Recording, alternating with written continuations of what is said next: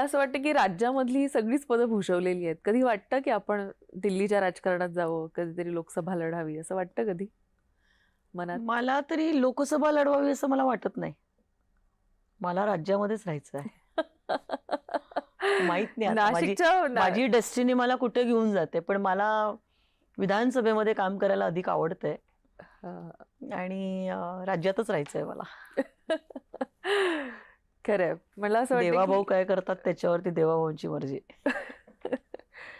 पण महाराष्ट्राचं राजकारण असं आहे की महाराष्ट्रातला माणूस ना बाहेर कुठे जायला धजत नाही. त्याला इथंच आवडतं किंवा मला आपलं असं वाटतं महाराष्ट्रच इतकं छान आहे. खरंय.